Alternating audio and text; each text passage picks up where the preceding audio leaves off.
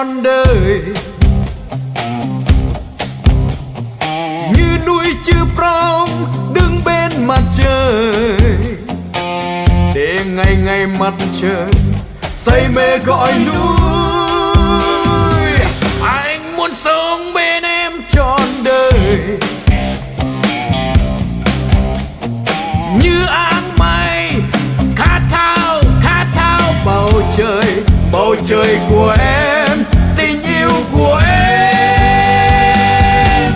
Mùa xuân ơi, tình yêu tôi như màu xanh ngàn lá rừng. Giọt sương ơi, hey, hey, hey. Tình yêu tôi như dòng sông Krona tuôn trào, yeah. Không bao giờ khô cạn, không khi nào tan phai. Xin mãi mãi như con sông dài, cuốn sông theo em tới nơi chân trời. Khi có nhau ta sống trong tình yêu mãi mãi, dù mùa xuân có tan phai.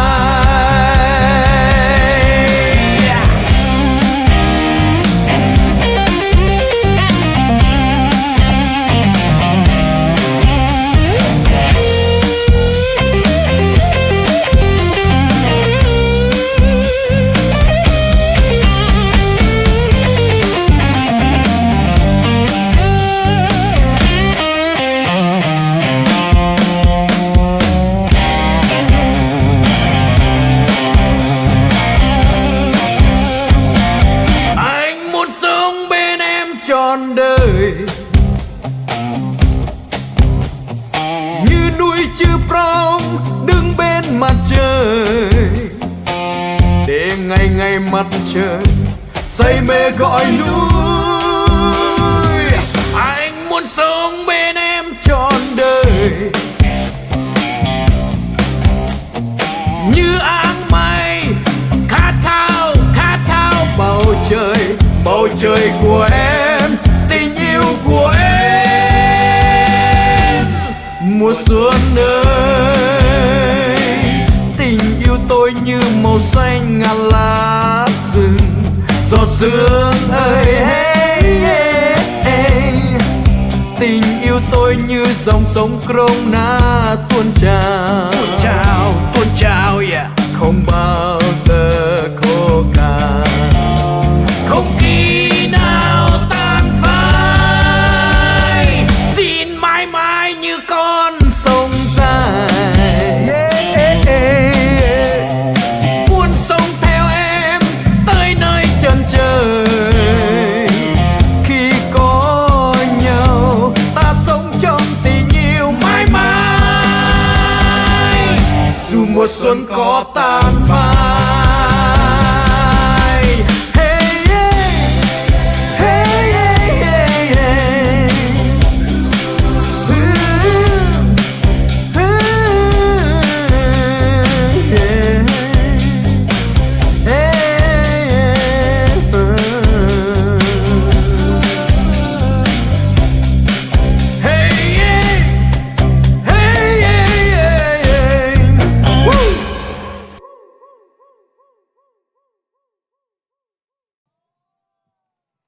Và thưa quý vị thân mến, vậy là chủ nhân của chiếc vương miện của chúng ta đang dần được hé lộ.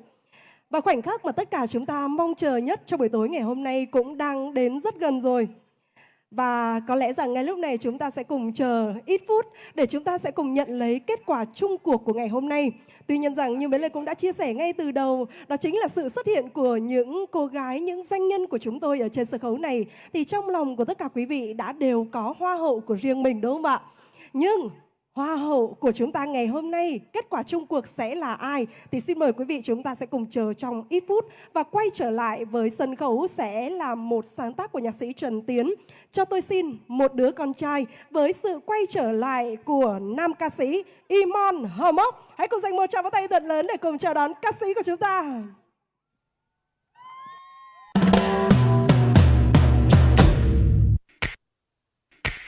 Away,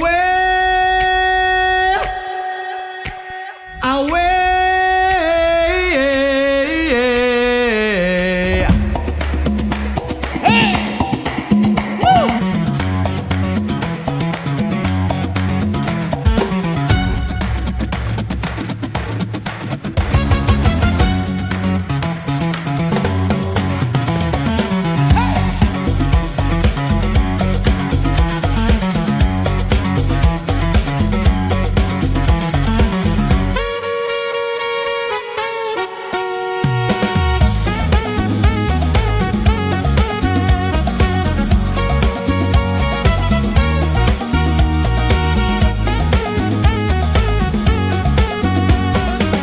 Em ơi cho tôi một đứa con trai à.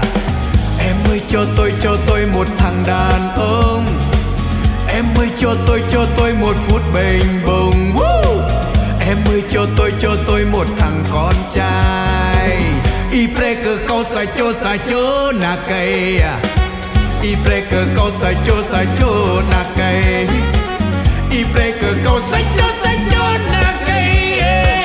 Y preke kau sacho na cây. Thằng con trai lên núi giữ rừng. Thằng con trai khoan sau lòng đất. Thằng con trai nhân ái với mọi người. Là con trai biết yêu thương vợ mình. Hãy cho tôi yêu em. Hãy cho tôi yêu em. Như nước sông rừng già. Như nước sông rừng già. Như suối sông Đại Ngàn. Thằng đàn ông yêu em giữ như cọp điên. Yeah yeah yeah. Yeah yeah yeah. Woo. Yeah yeah yeah. Yeah yeah yeah.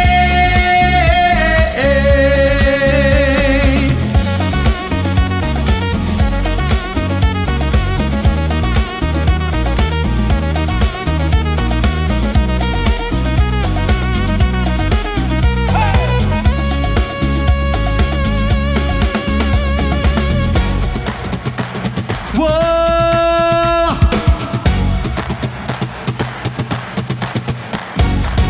Em ơi cho tôi một đứa con trai à. Em ơi cho tôi một thằng đàn ông. Em ơi cho tôi một phút bềnh bồng. Em ơi cho tôi một thằng con trai. Y preke kau sacho na cây à. Y preke kau sacho na cây. Y preke kau sacho na cây. Y preke kau sacho na cây. Thằng con trai lên núi giữ rừng. Thằng con trai lang thang biển khơi. Thằng con trai như chim hót gọi bầy. Là con chim không sống trong tù đầy. Hãy cho tôi yêu em. Hãy cho tôi yêu em. Như nước sông rừng già. Như nước sông rừng già. Như suối sông Đại Ngàn. Thằng đàn ông yêu em giữ như cọp điên. Yeah yeah yeah. Yeah yeah yeah. Woo. Yeah yeah yeah. Yeah yeah yeah. Em ơi cho tôi một đứa con trai à. Em ơi cho tôi một đứa con trai. Woo. Em ơi cho tôi một đứa con trai. Em ơi cho tôi một đứa con trai. Yeah, yeah, yeah, yeah.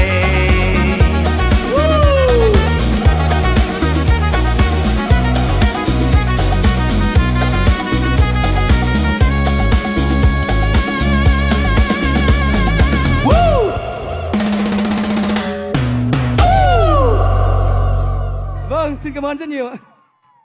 Vâng, xin được cảm ơn nam ca sĩ Iman Hờ đã mang đến cho tất cả quý vị với một sáng tác vô cùng tuyệt vời của nhạc sĩ Trần Tiến, ca khúc Cho tôi xin một đứa con trai. Chúng tôi vinh dự được đón tiếp sự xuất hiện vô cùng quý báu của các đại biểu, các giám khảo cùng cố vấn chuyên môn, các nhà tài trợ đồng hành và đặc biệt là toàn thể quý vị khán giả đang xem trực tiếp cũng như xem qua màn ảnh nhỏ cuộc thi Hoa hậu Doanh nhân Liên lục địa 2025.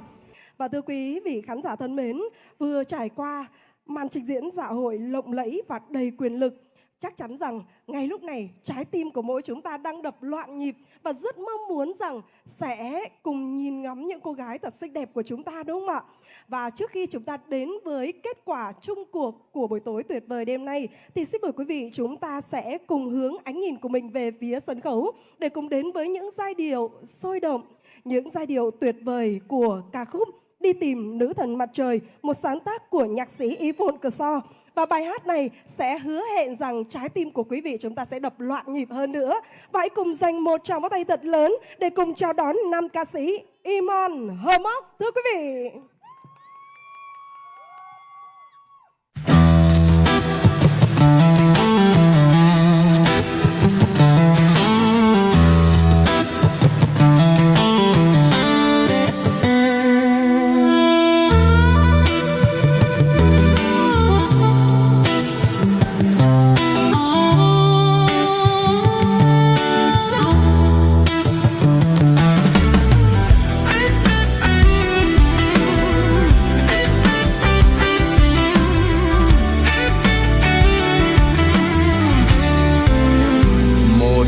Lang thang trên đất này theo dấu chân cha ông từng ngày,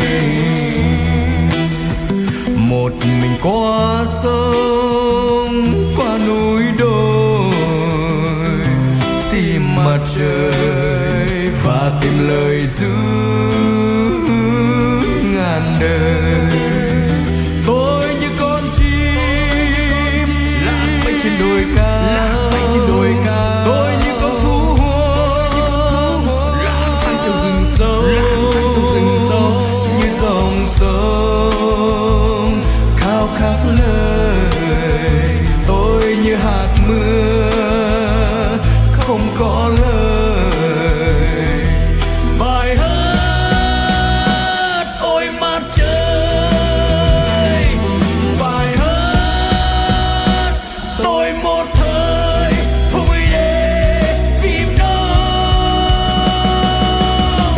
Hát xưa mọi người không ngại ngần lời hát nữ thần mặt trời, nữ thần mặt trời của tôi. Hát xưa mọi người không ngại ngần lời hát nữ thần mặt trời, nữ thần mặt trời. Tôi đi tìm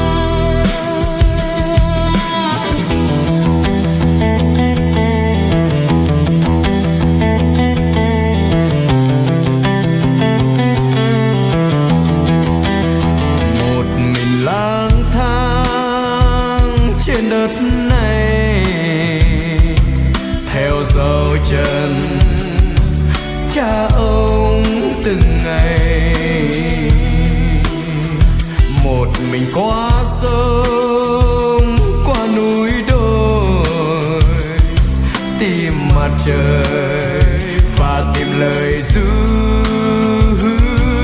ngàn đời. Tôi như con chim lạc bay trên đồi cao, tôi như con thú hoang lang thang trong rừng sâu, như dòng sông khao khát lời.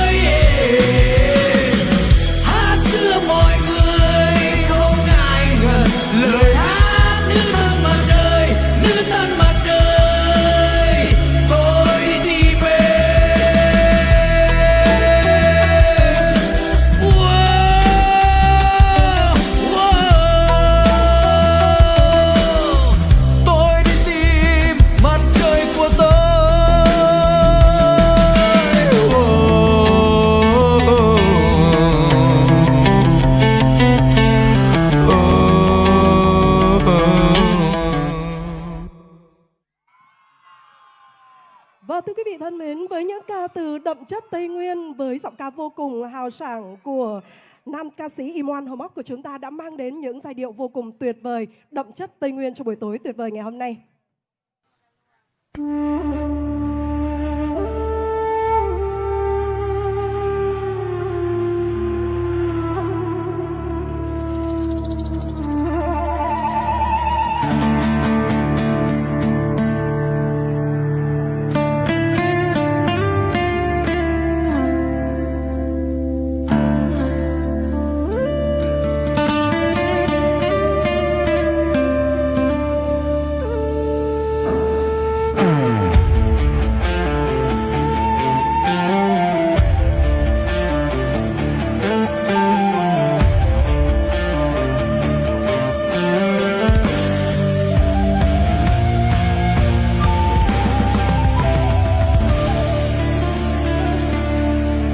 Ở nơi ấy tôi đã thấy trên ngọn núi cao có hai người, chỉ có hai người yêu nhau. Họ đã sống không mùa đông, không mùa nắng mưa, có một mùa, chỉ có một mùa yêu nhau. Ở nơi ấy đàn dê trắng nhợt nhớ quanh đồi, một mái tranh nghèo, một nhà sàn yên vui. Ở nơi ấy họ đã sống cuộc sống thanh bình, ai nghèo cũng có cây đàn chapi. Khi rung lên vài sợi dây đàn đã đông đầy, hồn người giặc quay. Ôi giặc cờ lấy yêu rừng cây ngọn núi mang tiếng đàn chapi. Ai yêu tự do yêu rừng xanh thì lên núi nghe đàn chapi. Tôi yêu chapi không còn cô đơn, không buồn, không vui. Tôi nghe chapi chợt thấy nao lòng về một giấc mơ. Ôi chapi.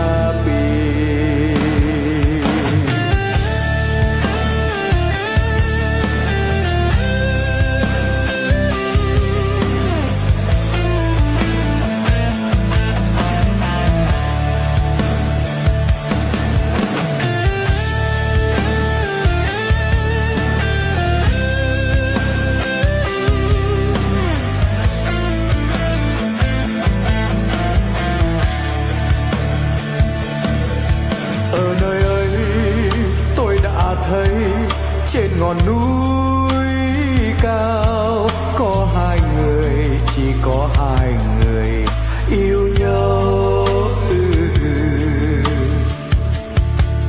Họ đã sống không mùa đông, không mùa nắng mưa, có một mùa, chỉ có một mùa yêu nhau. Ở nơi ấy đàn dê trắng nhợt nhớ quanh đồi, một mái tranh nghèo, một nhà sàn yên vui. Ở nơi ấy họ đã sống cuộc sống thanh bình, ai nghèo cũng có cây đàn chapi. Khi rung lên vài sợi dây đàn đã đông đầy, hồn người giặc clay. Ôi giặc cờ lấy yêu rừng cây ngọn núi mang tiếng đàn chapi. Ai yêu tự do yêu rừng xanh thì lên núi nghe đàn chapi. Tôi yêu chapi không còn cô đơn, không buồn, không vui.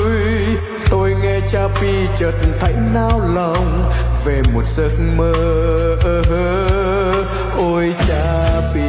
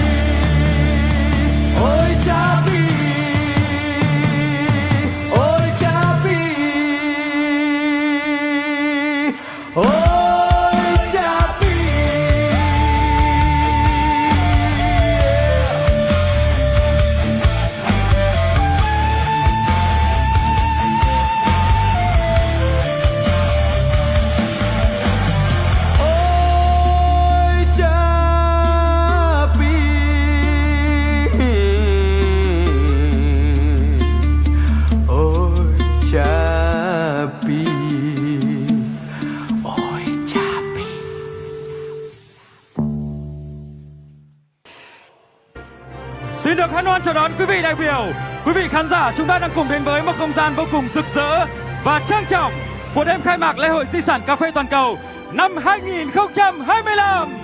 Warmly welcome, distinguished guests, esteemed leader, fellow citizens, ladies and gentlemen. This is the opening night of Global Brewing Stories 2025. Cà phê đã mang ấm no về cho buôn làng ta đó.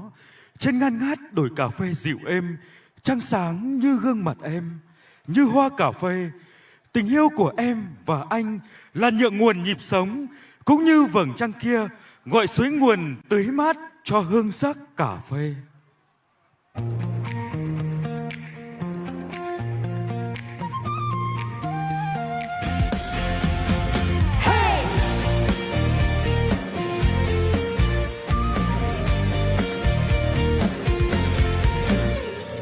Trăng trên đỉnh Lăng Bia, trăng của em đó. Trăng trên sườn núi trăng, chỉ cao nguyên mình có. Xoang theo nhịp chiêng ngân, nhịp chiêng của anh đó. Xoang theo bàn tay em, bàn tay vun nỗi nhớ. Trăng trên đỉnh Lăng Bia, trăng của em đó. Trăng trên sườn núi trăng, chỉ cao nguyên mình có. Xoang theo nhịp chiêng ngân, nhịp chiêng của anh đó. Xoang theo bàn tay em, bàn tay vun nỗi nhớ. Em thương người em yêu, gương mặt anh như vầng trăng trên đỉnh Lăng Bia. Em thương mình anh thôi, ta cùng bay, ta cùng say theo nhịp chiêng xoang. Vòng xoang bay lên vầng trăng. Trăng ơi trăng dịu em không ở đâu, trăng được cưng như ở nơi đây. Anh ơi người em yêu, xin đừng ghen với vầng trăng kia. Vì em yêu anh nhiều lắm, tắc kẻ kêu trăng thì mưa.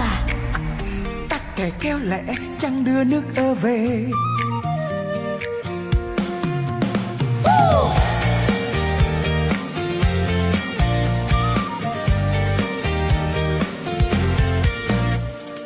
Trăng trên đỉnh Lăng Bia, trăng của em đó. Trăng trên sườn núi trăng, chỉ cao nguyên mình có. Xoang theo nhịp chiêng ngân, nhịp chiêng của anh đó. Xoang theo bàn tay em, bàn tay vun nỗi nhớ. Trăng trên đỉnh Lăng Bia, trăng của em đó. Trăng trên sườn núi trăng, chỉ cao nguyên mình có. Xoang theo nhịp chiêng ngân, nhịp chiêng của anh đó. Xoang theo bàn tay em, bàn tay vun nỗi nhớ. Em thương người em yêu, gương mặt anh như vầng trăng trên đỉnh Lăng Bia. Em thương mình anh thôi, ta cùng bay, ta cùng say theo nhịp chiêng xoang. Vòng xoang bay lên vầng trăng. Trăng ơi trăng dịu em không ở đâu, trăng được cưng như ở nơi đây. Anh ơi người em yêu, xin đừng ghen với vầng trăng kia. Vì em yêu anh nhiều lắm, tắc kẻ kêu trăng thì mưa. Tắc kẻ kêu lẽ Trăng đưa nước ơ về.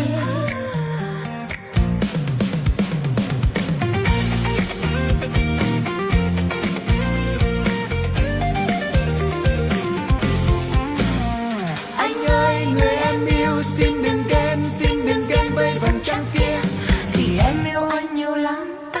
kêu trăng thì mưa, tắc kè kêu lạnh Trăng đưa nước về, tắc kè kêu lạnh trăng đưa nước về.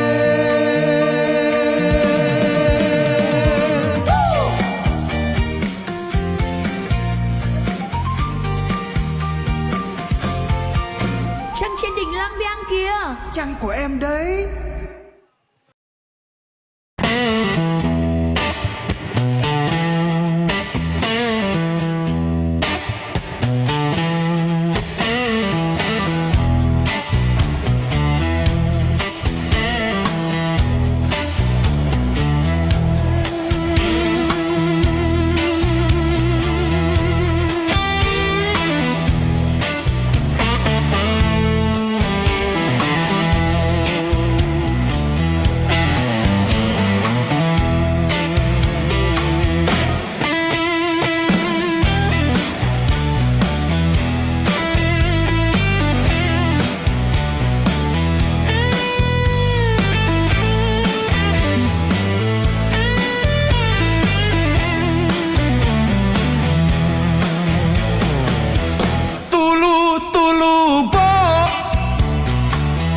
Tuôn quỳ gọ có quỳ cà piel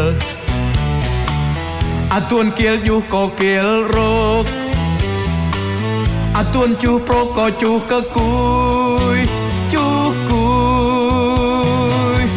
tuôn chui văng có chui cơ gà tuôn chui văng có chui cơ gà tuôn tại mô có tạ cơ pa tuôn tại mô có tạ cơ pa tuôn rau sang có rau hay chia tuôn rau sang có rau hay chia tuôn trăng dĩa có nào tát nào tát tuôn pi lọt có nào trào tuôn mò nào xì thầu lòng chiên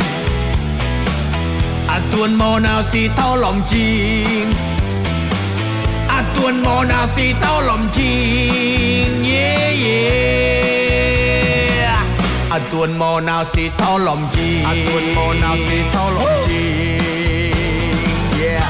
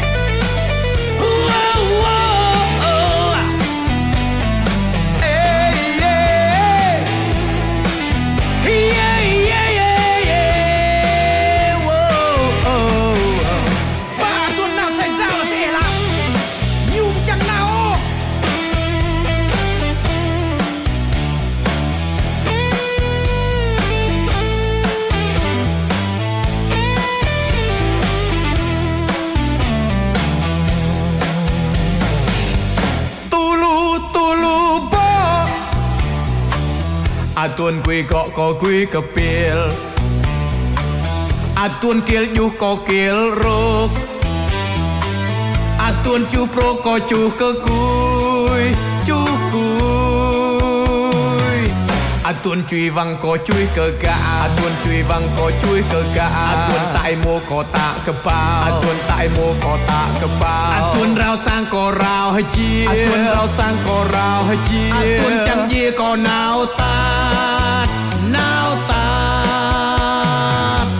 tuôn pi lọt có nào trào tuôn mò nào xì thò lòng chiên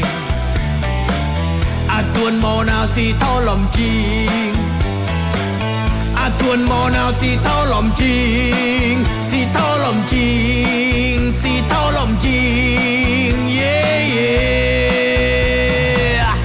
tuôn mò nào có té cờ bùi tuôn mò nào có té cờ bùi tuôn mò nào có té cờ bùi tuôn mò nào có té cờ bùi tuôn mò nào có té cờ bùi tuôn mò nào có té cờ bùi yeah yeah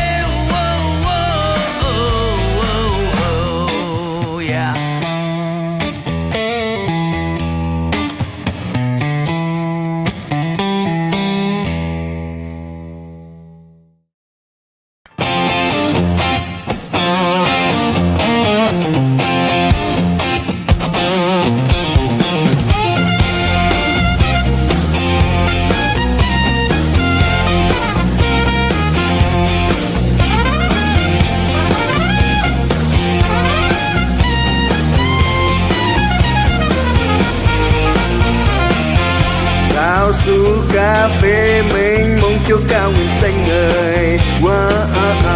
Yeah. Đôi mắt khô cát cho bao đời say mê. Grông na bên nhau như bao đời mong chờ. Yeah.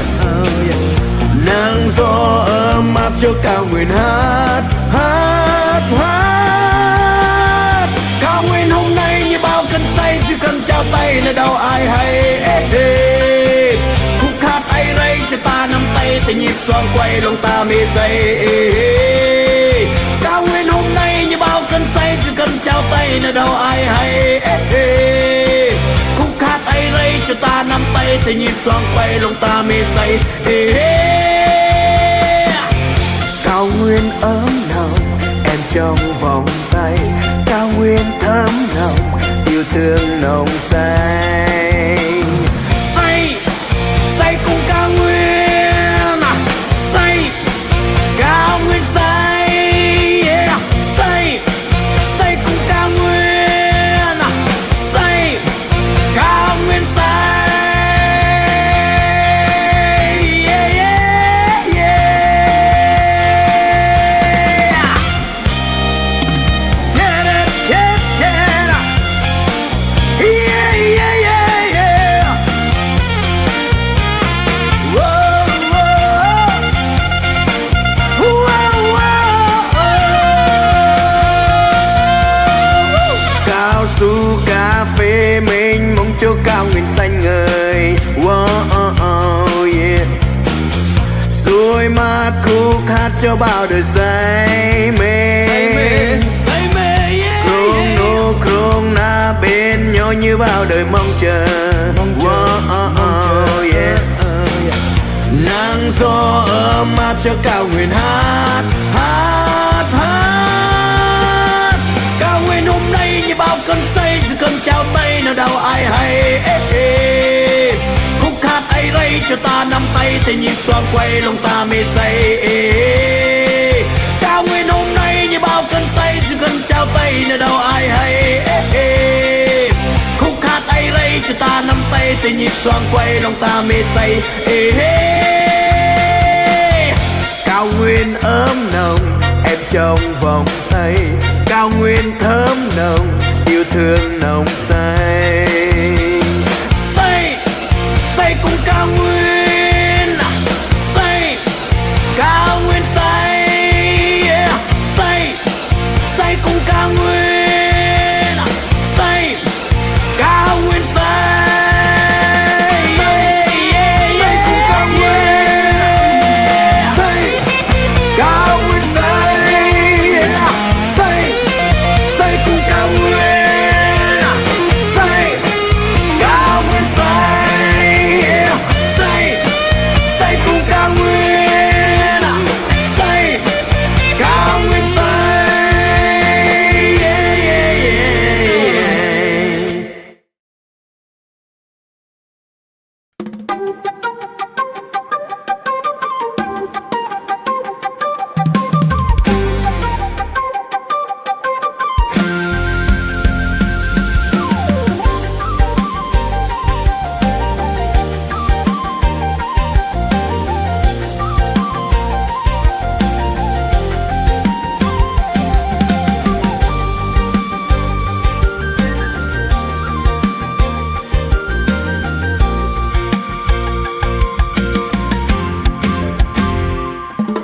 Giữa đại ngàn gió hát bên sườn núi, một bông hoa rừng nở giữa nắng ban mai. Không rực rỡ chẳng kiêu sa khoe sắc, mà thanh khiết dịu lành như đất mẹ hiền trao. Hoa bé nhỏ giống người Tây Nguyên mộc mạc, trao yêu thương bằng ánh mắt thật thà. Như tiếng cồng vang qua mùa gió núi, như bếp lửa hồng ấm cả tháng ngày qua. Mỗi cánh hoa mang hương rừng bền bỉ, như tấm lòng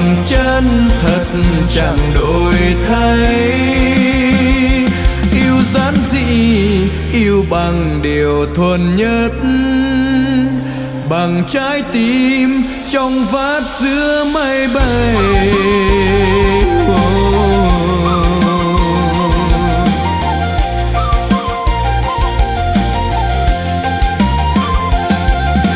Bông hoa ấy biểu tượng ngàn năm tuổi của núi rừng, của tình nghĩa con người. Dẫu cuộc sống đổi thay bao điều mới, vẫn giữ nguyên hơi thở rừng chân thành đẹp muôn đời. Như tiếng cồng vang qua mùa gió núi, như bếp lửa hồng ấm cả tháng ngày qua.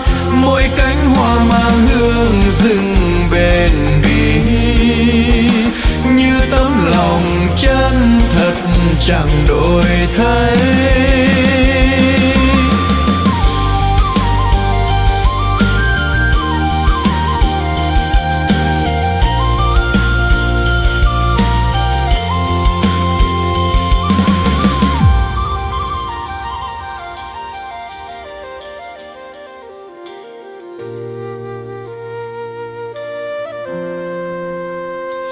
Bông hoa rừng mãi nở giữa đại ngàn, thanh khiết như trái tim người Tây Nguyên.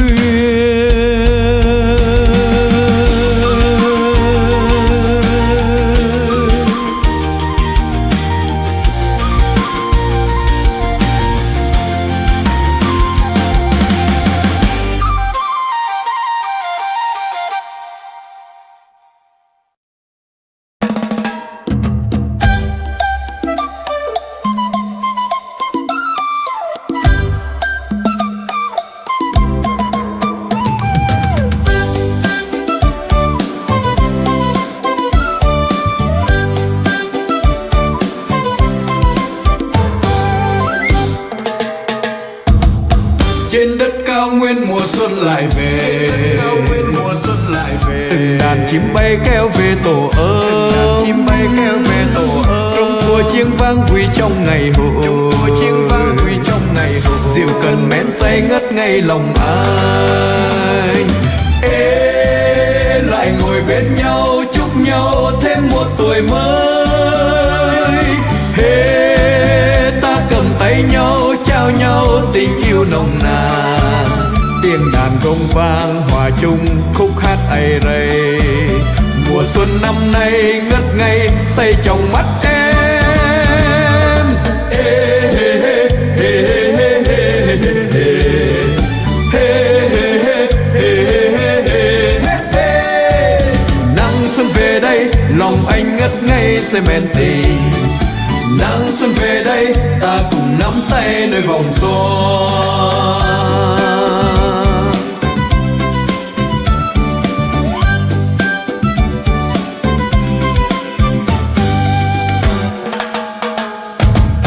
Trên đất cao nguyên mùa xuân lại về, từng đàn chim bay kéo về tổ ấm, trong cua chiêng vang vui trong ngày hội, rượu cần men say ngất ngây lòng anh. Ê, lại ngồi bên nhau chúc nhau thêm một tuổi mới. Hey, ta cầm tay nhau trao nhau tình yêu nồng nàn. Tiếng đàn gông vang hòa chung khúc hát ai rây. Mùa xuân năm nay ngất ngây say trong mắt em. Hey, hey, hey, hey, hey, hey, hey, hey, hey, hey, hey. Nắng xuân về đây lòng anh ngất ngây say men tình. Nắng xuân về đây ta cùng nắm tay nơi vòng xoang. Hey!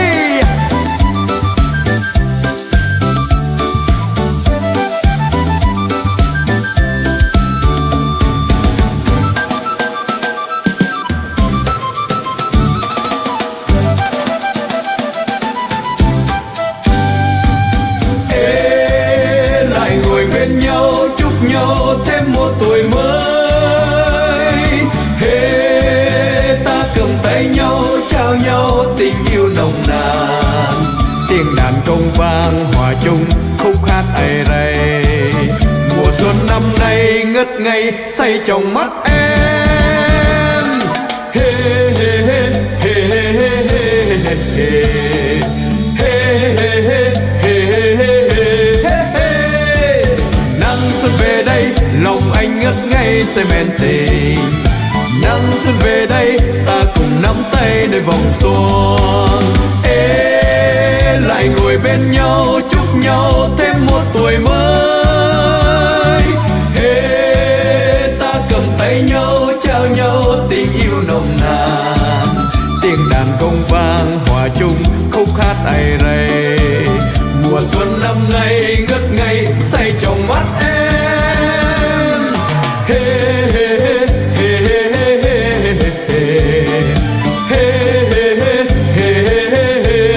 hê. Nắng xuân về đây lòng anh ngất ngây say men tình. Nắng xuân về đây ta cùng nắm tay nối vòng xuân.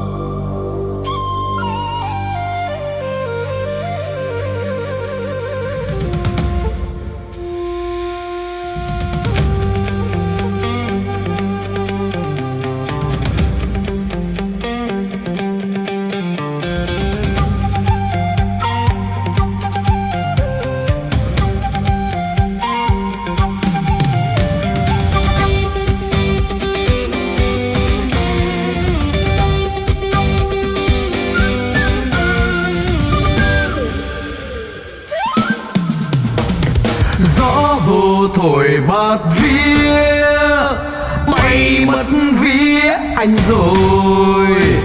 Gió hồ thổi bạt vía ta nát vía anh rồi.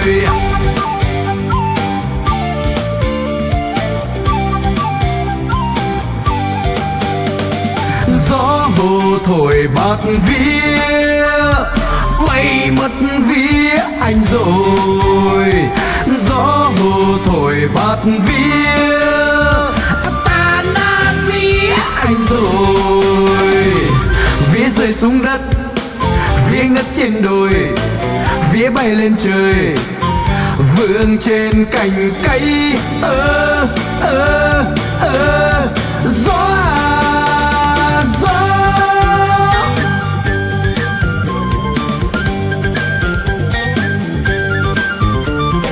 Gió hồ thổi bạt vía bay mất vía anh rồi.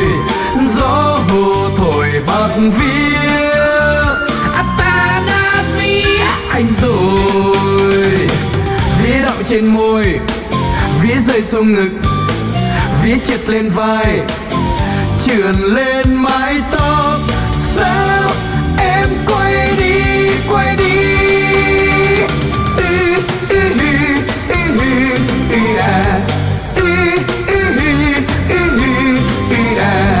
Cất lời tìm vía hô thác gọi mời, nghiêng lời tìm vía ngàn đảo chơi vơi. Cứ đến chốn bồng lai vía anh luôn khờ dại. Giữa những phút thần tiên vía sông trời triền miên. Xin âm dương ba lần, xin then gọi ba câu. Ánh mắt em ở đâu trả vía anh trở lại. Xin âm dương ba lần, xin then gọi ba câu. Ánh mắt em ở đâu trả vía anh trở lại. Xin em đừng giữ mãi. Giữ cho gió hồ thôi. Giữ ấy giữ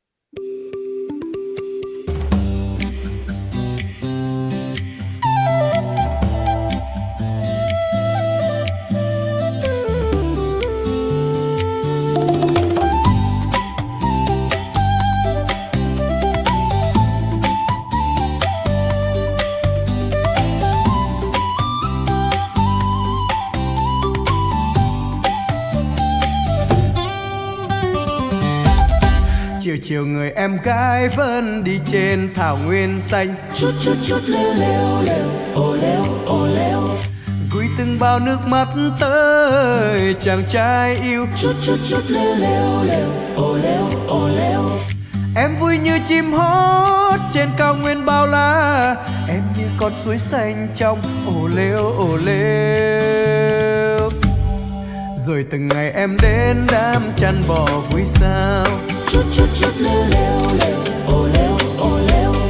Chàng no lòng cùng nhớ thương em. Chút chút chút lêu lêu lêu, ô lêu ô lêu. Ai cũng chăm lên nướng giấy, chăm săn hư săn ai. Tiếng sao ai cũng tha thiết, em biết chọn tình yêu ai. Ồ lêu, em biết yêu thương ai nhất. Ai chơi đàn thật hay đây. Ồ lêu, ồ lêu.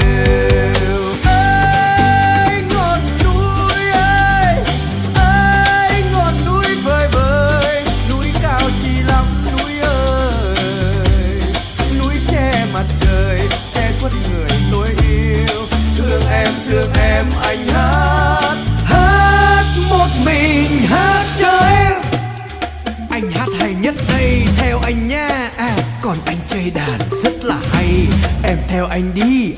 Anh chơi trống thật hay đây. Em theo anh nha.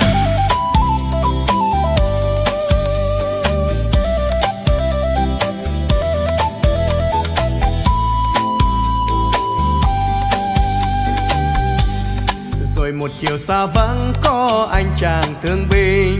Chút chút chút lêu lêu lêu, ô lêu ô lêu. Trở về làng quê cũ với cây đàn gông xưa. Chút chút chút lêu lêu lêu, ô lêu ô lêu. Đôi chân anh thôi leo núi, đôi tay anh thôi chơi đàn. Đôi mắt anh buồn xa xăm, nhìn em để rồi người em gái chót đem lòng yêu anh. Chút chút chút lêu lêu lêu, ô lêu ô lêu. Dừng về chiều yên bóng dáng hai người bên nhau. Chút chút chút lêu lêu lêu, ô lêu ô lêu. Em đưa anh qua núi, đêm đêm anh nghe em đàn. Năm tháng đi qua êm ấm trong căn nhà nhỏ chênh vênh. Ồ lêu, đôi khi tình yêu vẫn thế, yêu nhau chỉ vì yêu nhau. Ồ lêu, ồ lêu. Ơi ngọn núi ơi, ơi ngọn núi vời vời. Núi cao chi lắm núi ơi. Núi che mặt trời, che khuất người tôi yêu. Thương em anh hát. Hát một mình hát cho em. Hey, yeah, yeah, yeah. Whoa, whoa. Hey, yeah, yeah, yeah, yeah. Oh, whoa, oh.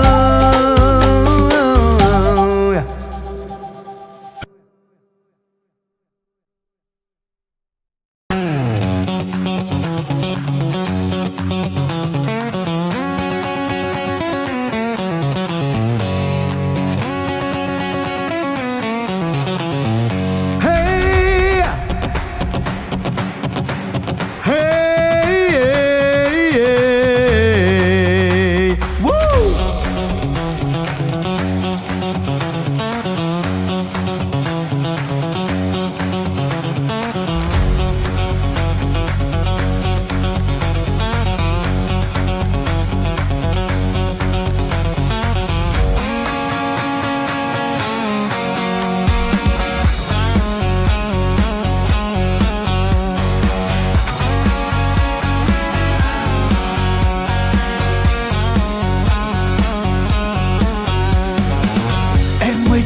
Cho tôi một đứa con trai à.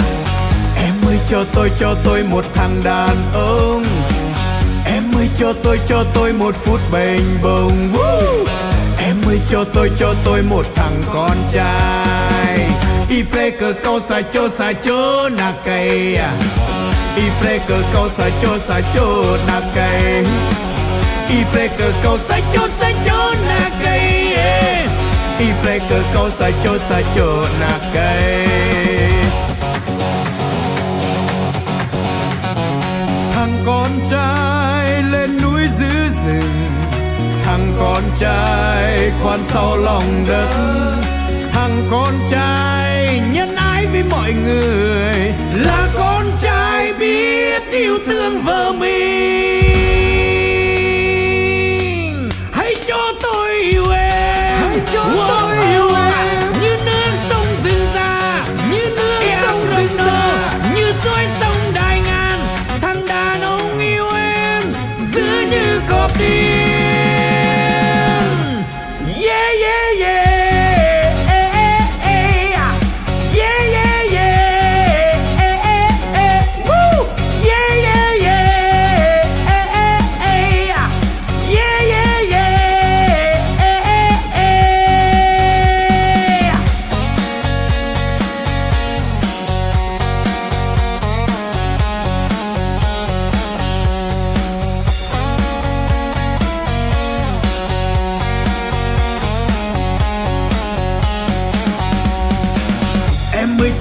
Cho tôi một đứa con trai à.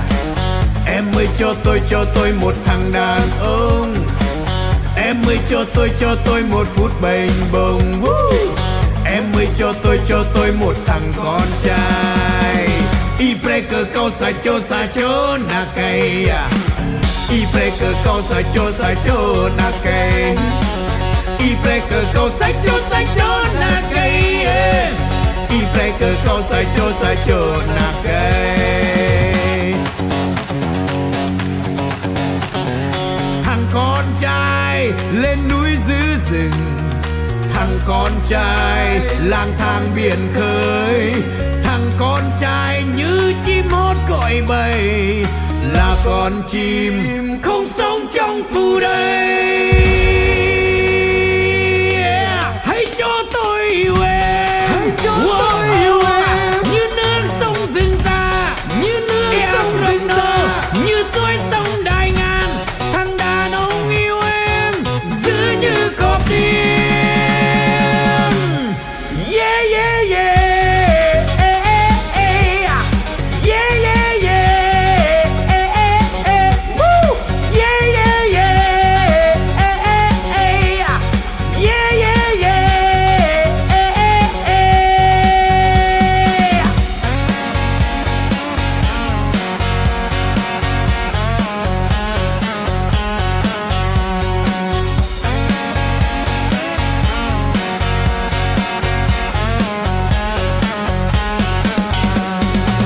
Em ơi cho tôi một đứa con trai à.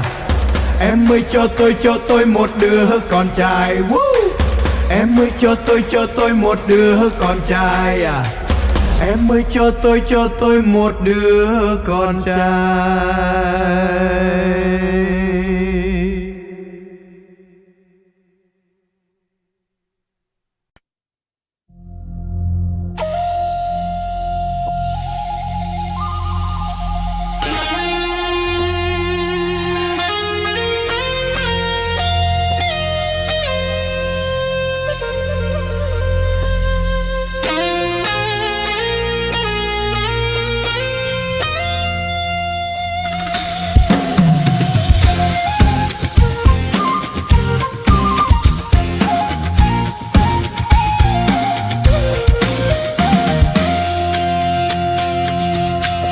Trời hồng lưng vách núi, lưng lờ làn mây trắng. Con chim gì mà hót vui vang cả cánh rừng. Vui chân ta cùng xuống chợ, bướm trắng bay quanh bên những rừng mơ. Kìa một chàng trai mắt sáng từ đường mòn vách núi, anh vui gì mà sao bay vang cả cánh rừng. Vui chân ta cùng xuống chợ, bướm trắng bay quanh bên những rừng mơ.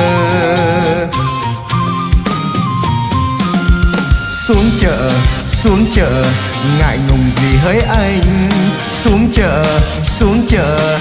chợ với em. Ấy chà, chàng trai khôi ngô kề, ôi giọng của chàng hay quá. Mà sao chàng hay quá, đường xa đồ mà chúng em vẫn vui chân đi bên anh mà chẳng nói được gì. Trong ngực em ấy chà như có tiếng ngựa phi.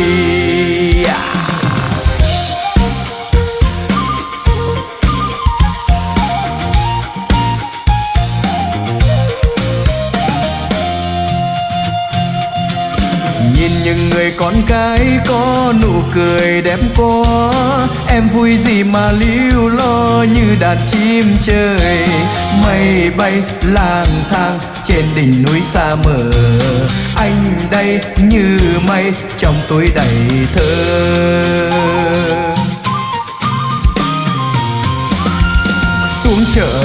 Xuống chợ ngại ngùng gì hỡi anh. Xuống chợ với em ấy chà chàng trai khôi ngô ghê. Ôi giọng của chàng hay quá, ô mà sao nàng xinh quá. Màu xanh tím đỏ nhảy nhót trong mắt em. Vui chân mà chẳng múa được gì. Trong ngực em ấy chà như có tiếng ngựa phi. Hey!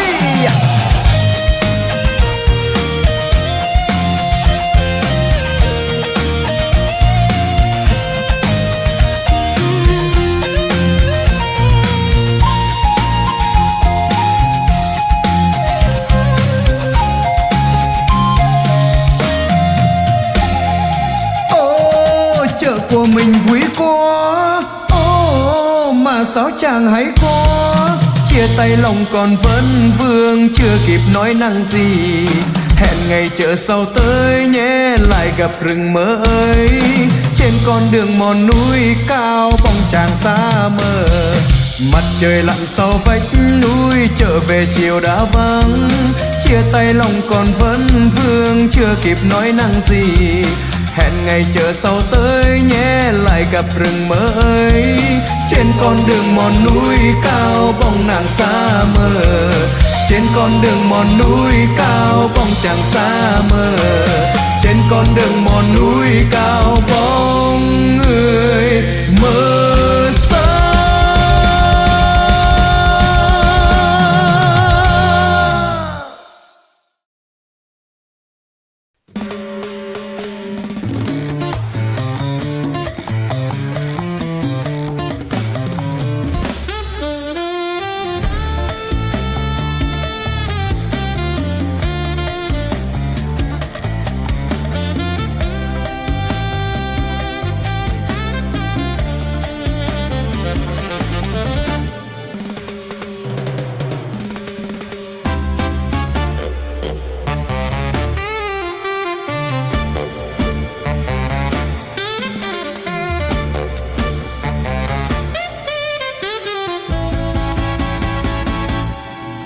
Ở nơi ấy tôi đã thấy trên ngọn núi cao có hai người, chỉ có hai người yêu nhau.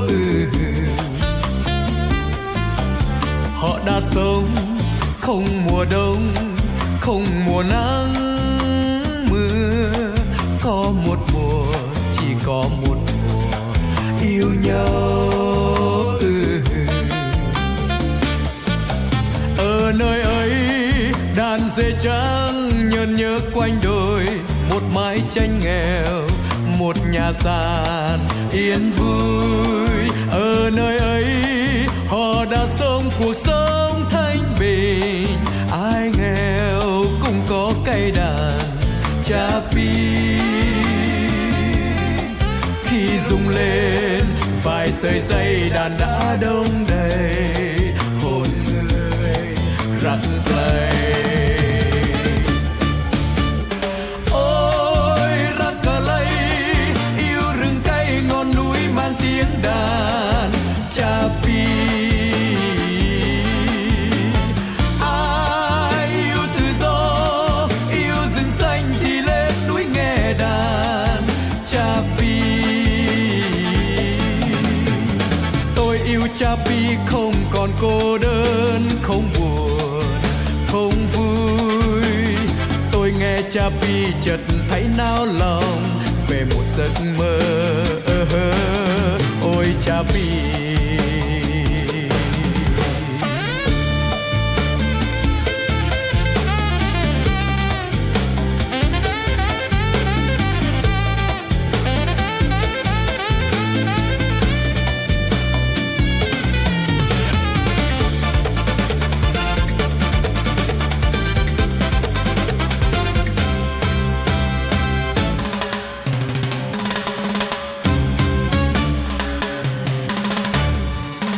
Ở nơi ấy tôi đã thấy trên ngọn núi cao có hai người, chỉ có hai người yêu nhau.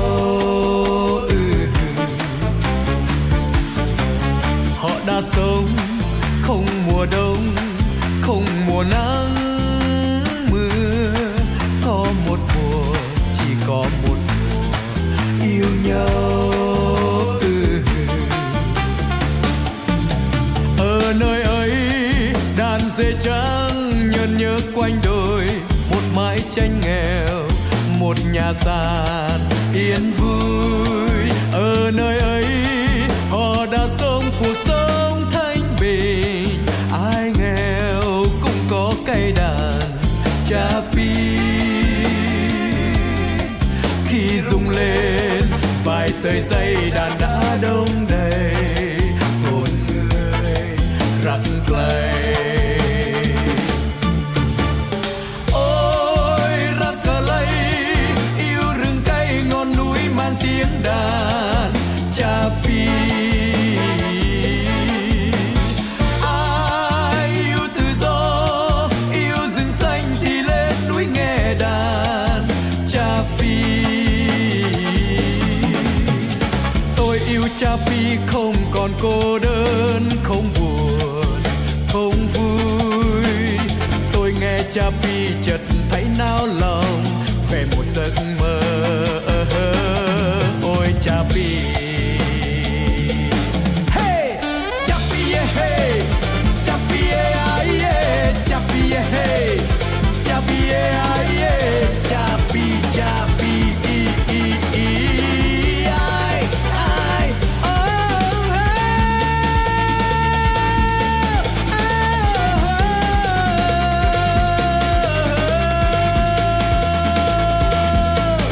ôi cha Pi.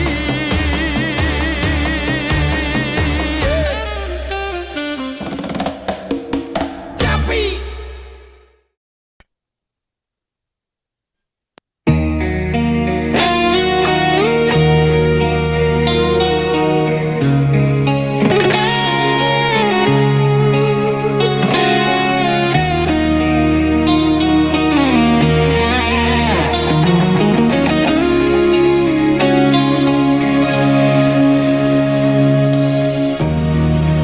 Đêm mưa rơi ngoài hiên, nghe lòng nghiêng về miền ký ức.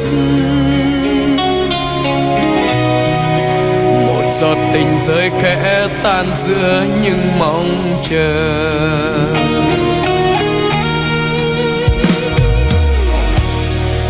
Giọt tình sầu trên môi đắng cay như khói trời vơi.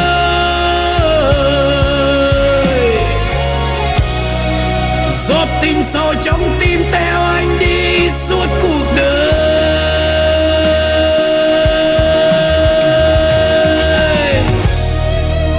Em ra đi thật sao, chỉ còn hơi ấm vương trong gió. Anh dù mình theo khúc nhạc, tình đã hóa thành hư vô.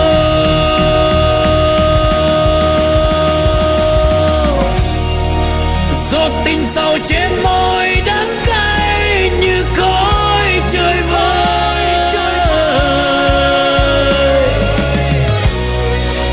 Giọt tình sầu trong tim theo anh đi suốt cuộc đời.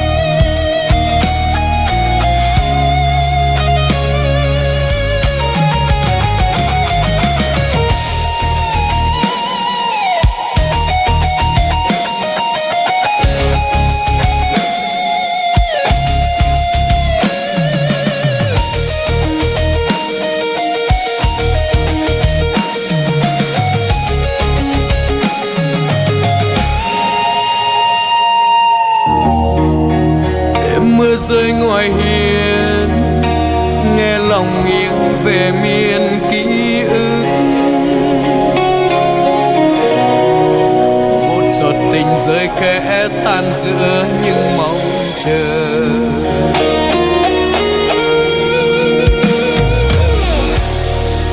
Giọt tình sầu trên môi đắng cay như khói trời vơi.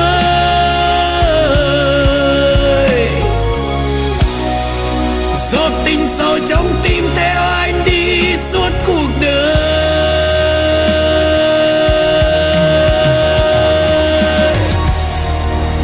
Em ra đi thật xa, chỉ còn hơi ấm vương trong gió. Anh dù mình theo khúc nhạc, tình đã hóa thành hư vô.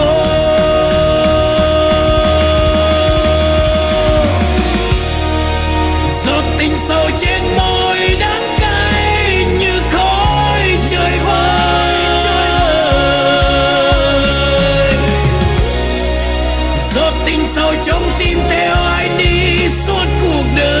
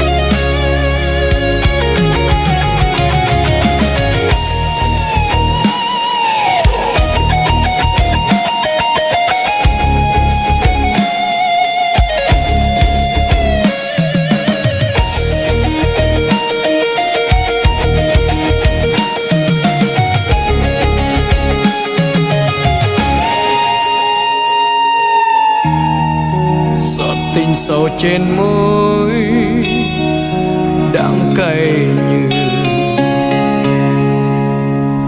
khói trời vơi.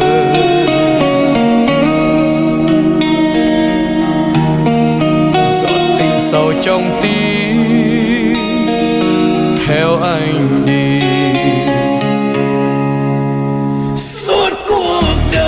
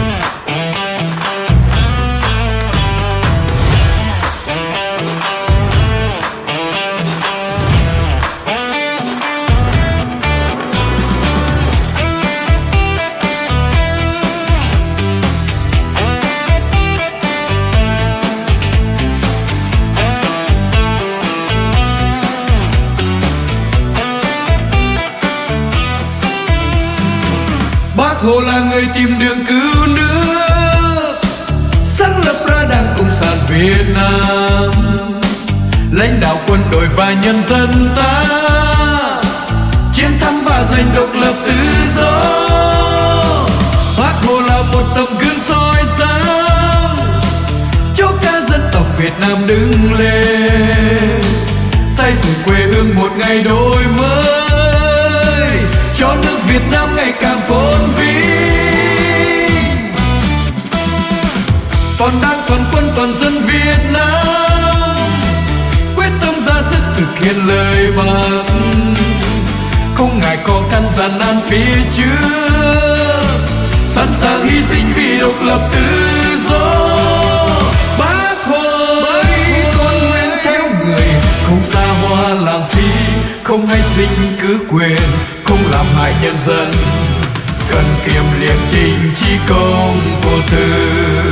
Bác Hồ ơi, con nguyện theo người, phục vụ nhân dân, trung thành với tổ quốc, vì dân giàu nước mạnh, xã hội dân chủ, công bằng văn minh.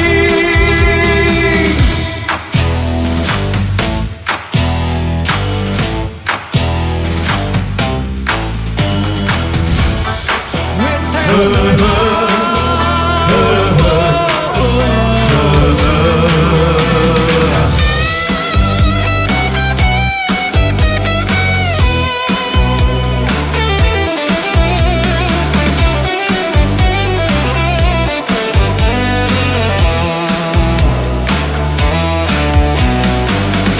Hồ là người tìm đường cứu nước, sáng lập ra Đảng Cộng sản Việt Nam, lãnh đạo quân đội và nhân dân ta chiến thắng và giành độc lập tự do.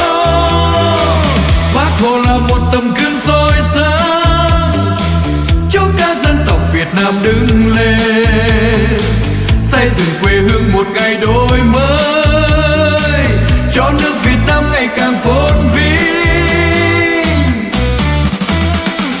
Toàn Đảng, toàn quân, toàn dân Việt Nam quyết tâm ra sức thực hiện lời Bác, không ngại khó khăn gian nan phía trước, sẵn sàng hy sinh vì độc lập tự do.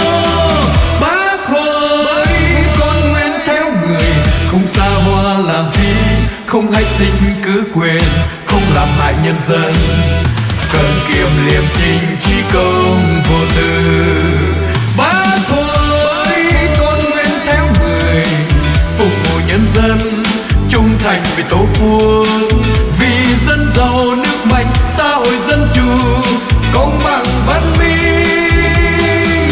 Bác Hồ ơi, con nguyện theo người, không xa hoa lãng phí, không hay dinh cứ quyền, không làm hại nhân dân, cần kiệm liêm chính chí công vô tư. Bác Hồ ơi, con nguyện theo người, phục vụ nhân dân, trung thành với tổ quốc, vì dân giàu nước mạnh, xã hội dân chủ, công bằng văn minh.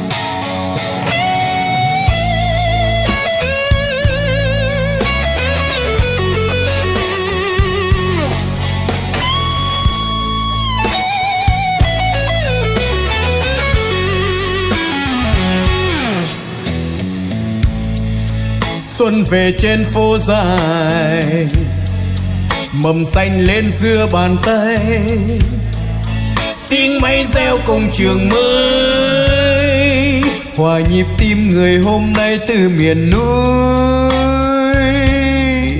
đến biển xa,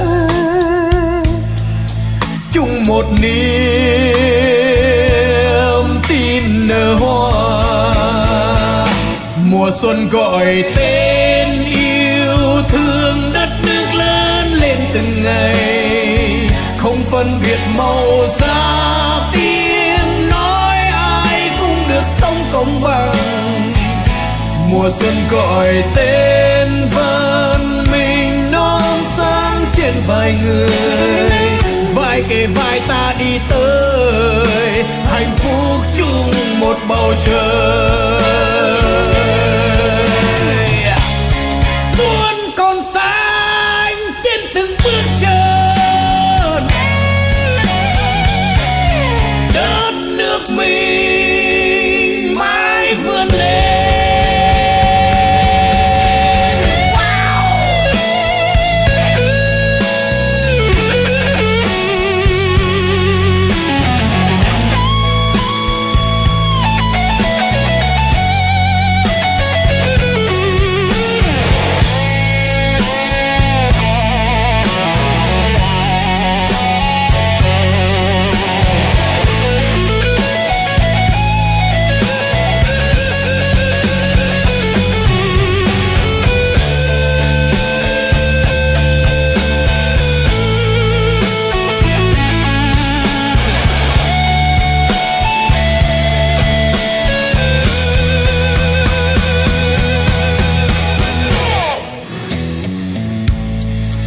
Xuân về trên phố dài, mầm xanh lên giữa bàn tay, tiếng máy reo cùng trường mới, hòa nhịp tim người hôm nay từ miền núi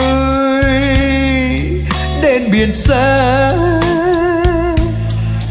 chung một niềm tin nở hoa.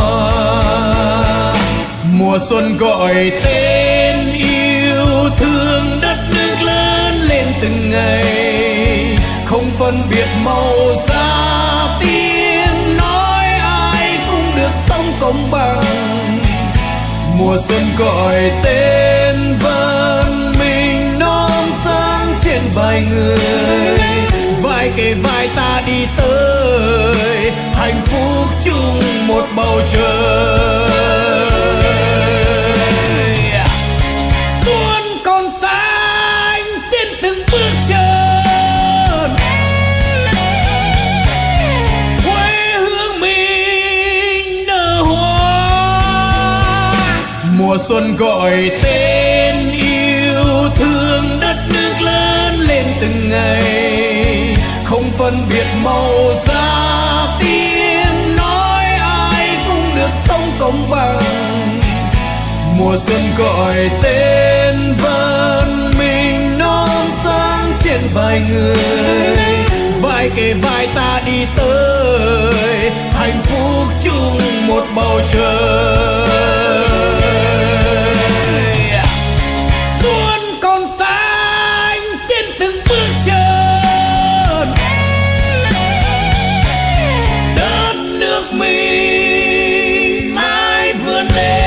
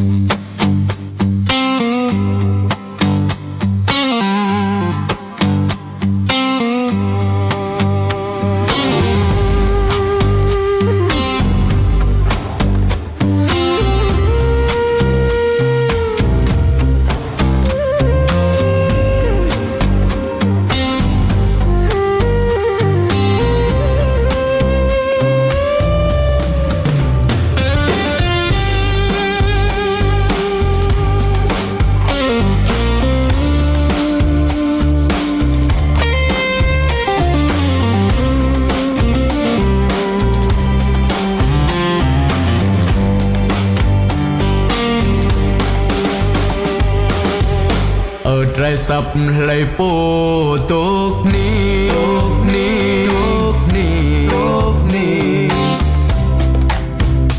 ở trái linh lấy bố tốt y ngu y ngu y ngu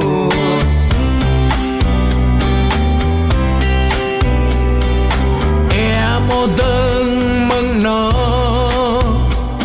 bi bỏ một từng mừng na nạc camera mẫu mi hồng ma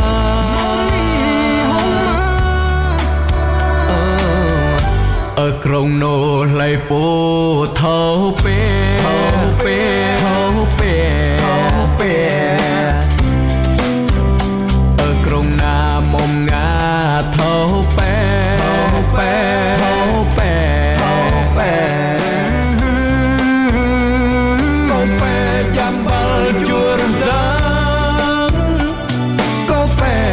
tăng hàng krong bê thong để rai đam nô đôi nào krong nó sang mong sang mong đôi nào krong na sang mong tia sang mong tia li mê man sang môi mê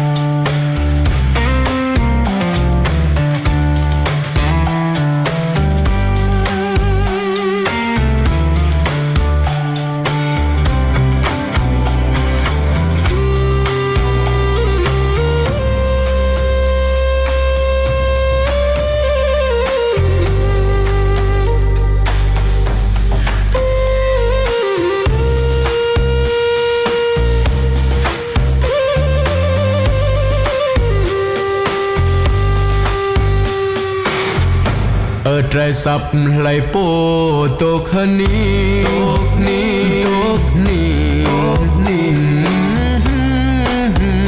ở trái linh lại bố tốt y ngu tốt y ngu tốt y ngu tốt y ngu em một từng mừng nó bi bỏ một từng mừng na nạc camera mẫu mi hồng ma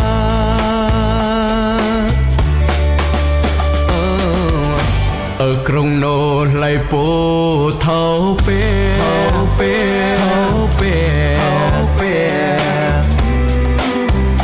ở krong na mông nga thâu pe thâu pe thâu pe thâu pe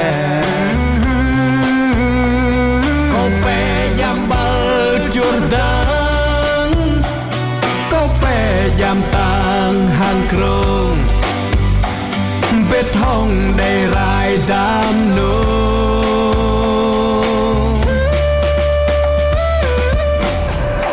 đuôi nào krong nó sang mong ma sang mong đuôi nào krong na sang mong tia sang mong tia mê man sang môi mê tôi man bư bê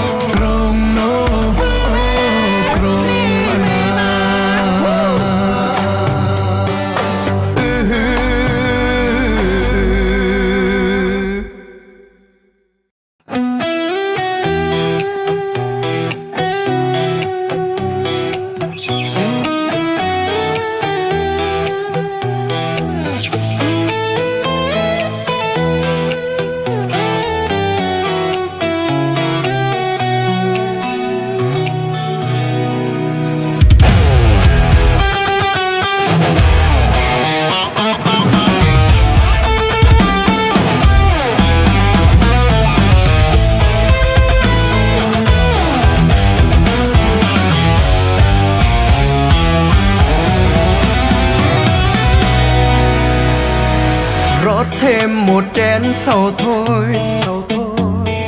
bỗng quên một bóng hình trôi cuối trời. Say hoài tóc cũng ngã sương, mà tim vẫn rối như đường tơ vương. Phố đêm buông tiếng đàn khô, lời ca cũ hát chẳng ai nghe rồi. Ta ngồi với bóng chính mình, nói đôi ba chuyện buồn không thành tên. Em đi như gió mùa xa, ta ngồi gom gió để thầm gọi em. Một lần thương trọn đời em, một lần lỡ ngàn đêm mơ hoài. Ta say cũng phải vì men, mà vì em yêu quá nên quên.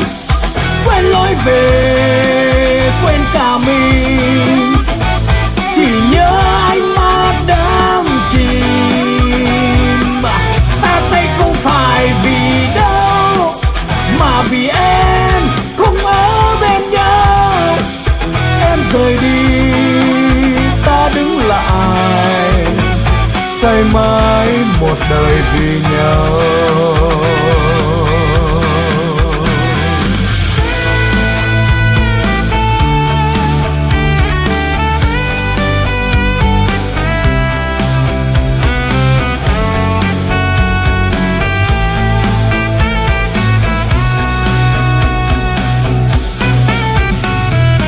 Lỡ yêu ánh mắt đậm sâu, một lần chót dại mất nhau muôn đời. Nỗi đau chẳng nói thành tên, chỉ nghe rí rắc qua đêm lạnh lùng. Tim ai khao vết thương ta mà ta cứ giữ, chẳng trao được ai. Ta kẻ sống vì ai, giờ hôm cay đắng mà hoài chưa quen. Ta say không phải vì men, mà vì em yêu quá nên quên. Quên lối về, quên cả mình, chỉ nhớ ánh mắt đắm chìm. Ta say không phải vì đâu, mà vì em không ở bên nhau. Em rời đi, ta đứng lại, say mãi một đời vì nhau. Rót thêm cho hết ngày, rót luôn phần nhớ này. Ta không say vì rượu, ta say vì em quên nơi này.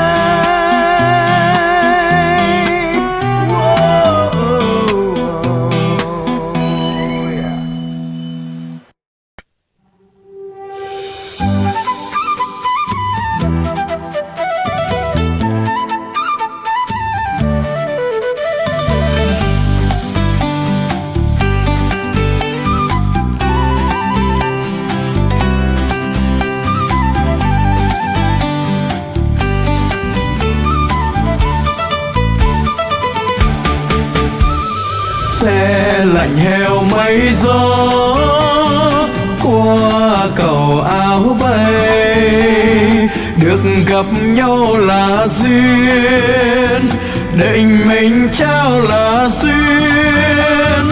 Thương chiếc lá rơi vào thu, câu thơ cũng trôi vào mùa thu. Thế là xa, là xa. Sao sắc lá, sao sắc vàng, sao sắc cô, sao sắc nắng. Sao sắc lá, sao sắc vàng, sao sắc cô, sao sắc tình. Sao sắc cô, sao sắc tình.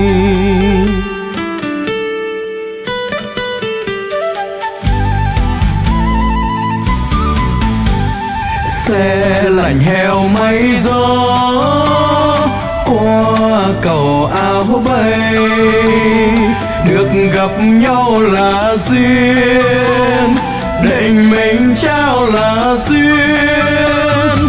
Thương chiếc lá rơi vào thu, câu thơ cũng trôi vào mùa thu. Thế là xa, là xa. Sao sắc lá, sao sắc vàng, sao sắc khô, sao sắc nắng. Sao sắc lá, sao sắc vàng, sao sắc khô, sao sắc tình. Sao sắc khô, sao sắc tình. Sao sắc lá, sao sắc vàng, sao sắc khô, sao sắc nắng. Sao sắc lá, sao sắc vàng, sao sắc khô, sao sắc tình. Sao sắc khô, sao sắc tình.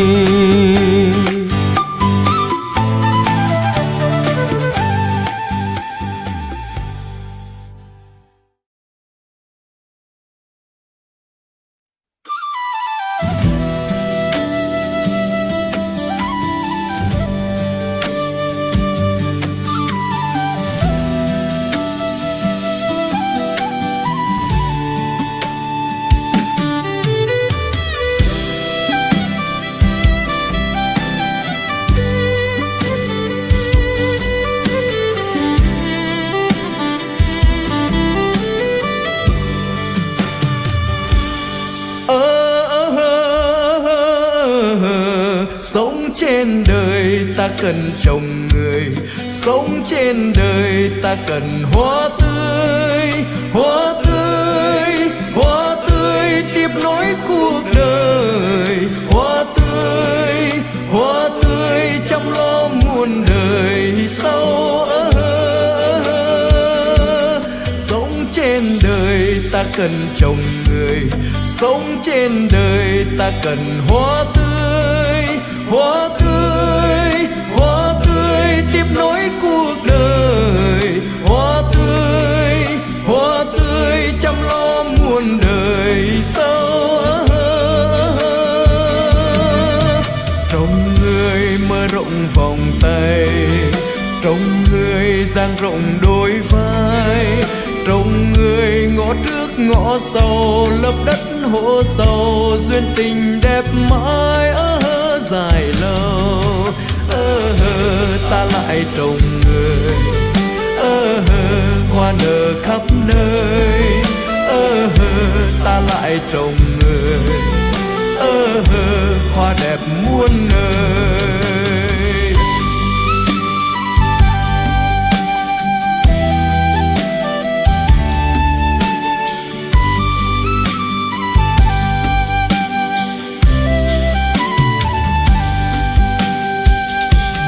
Sống trên đời ta cần trồng người, sống trên đời ta cần hoa tươi.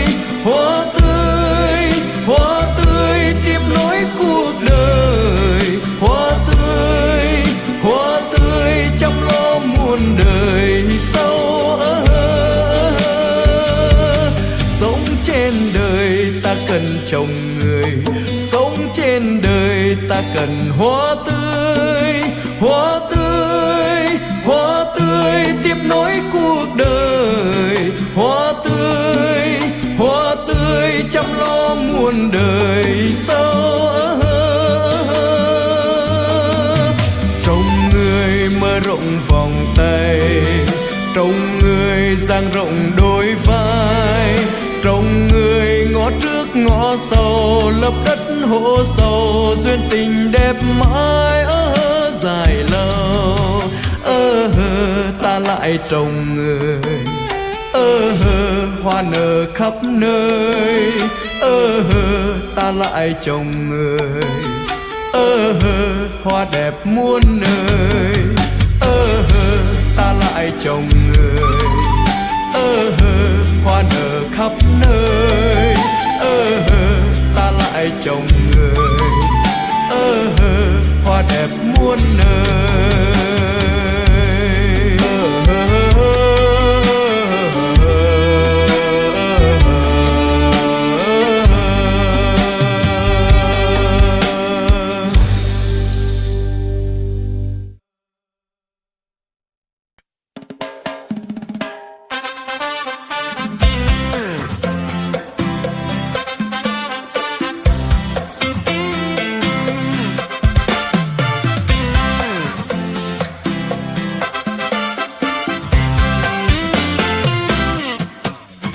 Gặp lại em mùa mưa con đường xưa đây rồi. Gặp lại em nhịp chiêng tre dịu nghiêng đêm mời. Ánh mắt ấy tiếng nói ấy thương thương hoài. Gió thế đấy nắng thế đấy không vơi đầy. Lời chào như xưa, nụ cười như xưa, nhịp cùi đông đưa vẫn như ngày nào. Ta yêu nhau từ Buôn Ma Thuột, hư ha, hư ha, hư ha. Còn thương nhau về Buôn Ma Thuột, hư ha, hư ha, hư ha. Em cao nguyên huyền thoại, em cao nguyên có dài. Một cao nguyên ở trong tôi vừa thật gần vừa xa xôi. Có cây nắng, có cây gió, có nỗi nhớ không mang tên, không mang tên người ơi. Gặp lại em mùa mưa con đường xưa đây rồi. Gặp lại em nhịp chiêng tre dịu nghiêng đêm mời. Ánh mắt ấy tiếng nói ấy thương thương hoài. Gió thế đấy nắng thế đấy không vơi đầy. Lời chào như xưa, nụ cười như xưa, nhịp cùi đông đưa vẫn như ngày nào. Ta yêu nhau từ Buôn Ma Thuột, hư ha, hư ha, hư ha. Còn thương nhau về Buôn Ma Thuột, hư ha, hư ha, hư ha. Em cao nguyên huyền thoại, em cao nguyên có dài. Một cao nguyên ở trong tôi vừa thật gần vừa xa xôi. Có cây nắng, có cây gió, có nỗi nhớ không mang tên, không mang tên người ơi.